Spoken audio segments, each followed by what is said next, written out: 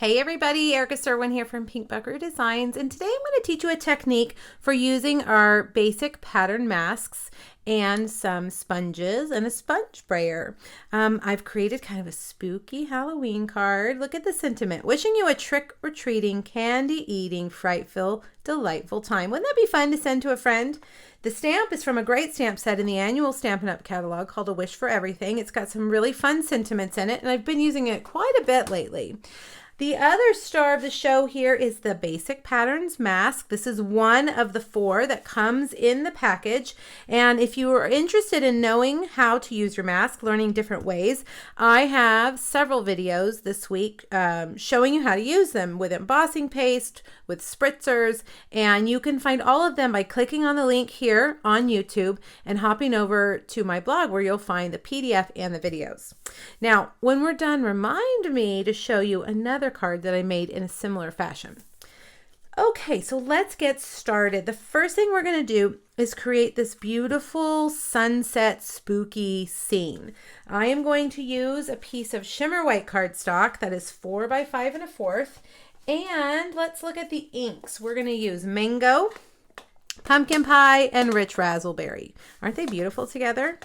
All right, so I'm going to set this aside so I don't get ink on it. And we definitely are going to need a piece of grid paper to protect our table. And the other tool I'm using right now are sponges. These are Stampin' sponges that I have cut into wedges, and I've just stapled a piece of cardstock shape to each of them to kind of hold on to them. This is a tabs punch that we had, but you can also just use a punched circle or punched square and fold it in half and staple it so that you have an easier time of holding your sponges. All right, so I want you to be able to see how I'm using my grid paper. I'm going to line this up between these grid marks here, and then I'm going to take a Post-it note. Whoops, we got to make it stay. Then I'm going to take these Post-it notes and I'm going to mask off the space that I don't want inked. And I'm going to do that by also using that grid line to line it up. That's going to help me. Now my Post-it notes aren't quite long enough, so I'm going to have to use more than one. Let's make sure my paper is straight. And then I will line this up with that grid line on the bottom. So I know that my edge here is straight, okay? So then let's create, I don't know, you can make it as long, as wide as you want it. I kind of liked it wide. Let's see, do I need to go a little bit wider? No, look at that, almost the exact same. That looks to be about 2 inches wide. All right, line that Post-it note up with that grid line, and we're sure that we've got 2 straight lines. All right, we're going to start with Mango Melody ink. At the top, we're going to go from light to dark. Let me move that out of the way. And I'm going to kind of start by going around in circles. And see how I start over here on the Post-it note? That helps me not get any blotches when I first put that sponge down, okay? All right, so we've got that. I'm going to leave that there. Now let's move to Pumpkin Pie, which is a little bit darker. And I'm going to go across, blending up, making it a little darker down as we go. Now these colors will change a bit as they dry. They might not look right when you're first starting, but trust me, they start to magically blend together as they dry. All right, this is Rich Razzleberry, and this is one that's a little harder to blend in because it's so different from the previous color. But if you've looked at a sunset before, you'll know that it does go from these lighter orangey colors at the top down to that dark, dark purple, almost black. All right, now you're going to get your arm workout while you're doing this. You can also use a dauber, a sponge dauber. All right, let's get it really dark down here.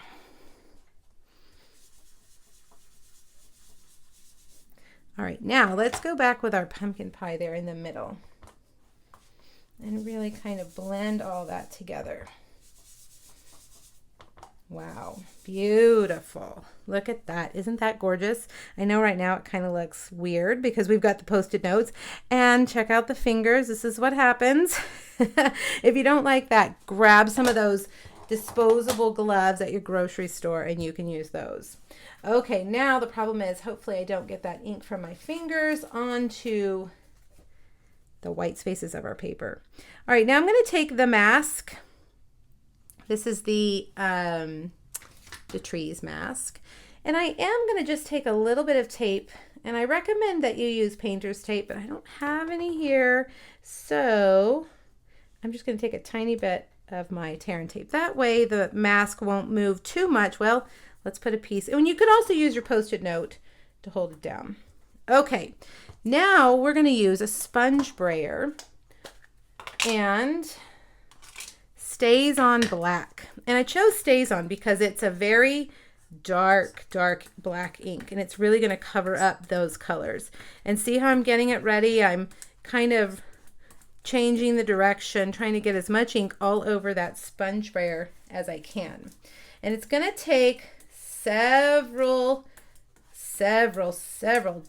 of your passes with your brayer, okay? So don't think, oh, it's not working. You just really need to layer that ink on. And sometimes, if I feel like my ink isn't getting quite dark enough, I will go and get my ink refill and give it just a few drops around there, and that will help you get more ink on your sponge. Rub that in. Just be careful. I make it sometimes too juicy that the next time I go to use it with a stamp, that then it's too juicy. All right, that's looking good, right? Lots and lots and lots and lots of layers. Oh, this is going to be so pretty.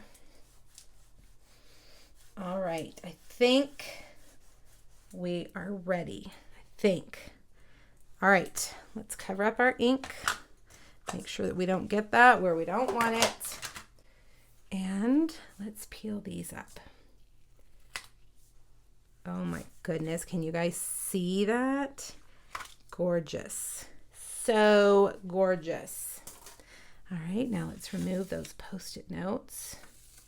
Look at that sharp line. It's like magic. It really is like magic. Oh my gosh, so pretty. Wow. Doesn't it look like a spooky forest? Totally does. Okay, so now let's put our card together. We're going to layer this on a piece of pumpkin pie that is 4 1/8 by 5 3/8. Okay, and then a piece of Mango Melody cardstock that is just a half piece of cardstock cut long way, cut on the short end so that you have a long piece and folded in half. So 4 1/4 by 11. All right, now let's dress it up a little bit. I've got a little strip of white. I didn't want to get too crazy with embellishing because I really want that night scene to be the focal point. Now I'm going to use this ink pad that I really inked up. Let's see. Hopefully it's not too juicy. Wishing you, let's see, I've got to move it down a little bit so I can see it. Wishing you a trick-or-treating, candy-eating, frightful time. Perfect. Okay, now let's get a couple of dimensionals. Put those on the back. Flip it over and we'll put that kind of down here. And then let's get some of our creepy birds. Our Monster Bash enamel dots. Aren't those fun? Little creepy bird. And we'll do some of the little, well, let's see, I need to fix that up a little bit. On the end, my putty, on the end of my take your pick tool. Well, okay, we've got a little too much. Let's start over with just a little bit. There we go. We'll put one there and a couple down here. Look at that. Oh, one more. Let's do one more. If I can get your my take your pick tool to work. What do you guys think? How fun is that? Beautiful spooky night. And you could see this one, I went a little bit lighter up here with the mango. So next time I do that, I probably will make sure I go lighter with the mango. You guys, thank you so much for joining me. Hop over to my blog, grab that PDF, check out the other ways to use these wonderful new basic pattern masks, and let me know what you think. I hope you have a wonderful Halloween, and I hope yours isn't too spooky. Thanks, everybody. Bye-bye.